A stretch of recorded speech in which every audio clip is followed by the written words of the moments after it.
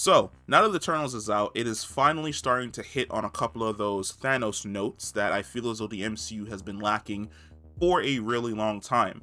For instance, Thanos, before in the MCU, was simply known as a Titanian. He was from a people that grew up on Titan, and for the most part, we knew nothing more about that. It seems as though now Marvel's moving in the direction of his comic book counterpart by introducing the fact that the people of Titan were essentially Eternals who had broken free of Arishem thousands of years prior and had set up Titan as their sanctuary, essentially. His father is still Alars, they have not introduced his mother yet, but by introducing Eros, Star Fox, we're starting to see that he's starting to line up with comic book Thanos. And because he's lining up with comic book Thanos, now is the time to more or less go over why does Thanos look the way in which he does. It's simple. Thanos is an Eternal who has a Mutant X gene. Now, for the Mutant X gene that we're typically familiar with in regards to the X-Men, this is something that is usually only found in humans. Eternals and Deviants evolved on two separate paths to essentially make it so that neither side suffered any type of genetic variance outside of how the Celestials had oriented them. For Thanos, he is completely unique in this. He is an Eternal who somehow his recessive deviant gene activated, making him an Eternal mutant that's also a deviant.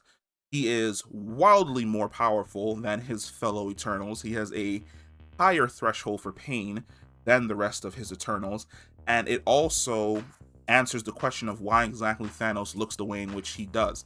His purple skin, the ball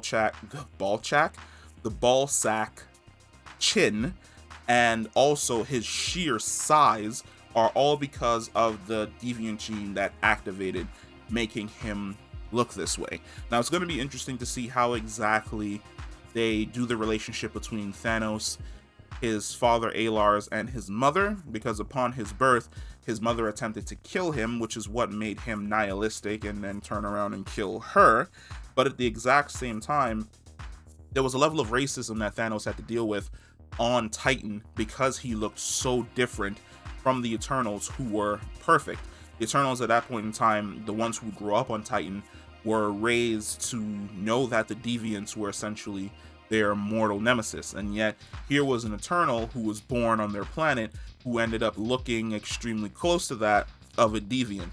It leads into this other wild story where essentially during a cave-in, Thanos, his mentality changes, where he was originally kind, but upon the cave-in killing all of his classmates, he falls in love with a manifestation of Lady Death and starts doing experiments. It's absolutely wild. It'll be interesting to see if Marvel decides to go in that route. But yes, that is the reason as to why Thanos looks the way in which he does. I'm happy that the MCU is finally introducing the Eternal aspect of Thanos and answering a lot of the questions in regards to Titan. It's going to be interesting to see how they handle Eros and Star Fox going forward, because it's a really dope story that I hope that Marvel decides to do. But that is the video. If you liked the video, hit the like button. If you liked the I've flubbed my outro. I'm absolutely horrible at this. But if you made it to the end of the video, go ahead and hit that subscribe button, and I will catch you in the next one. Peace.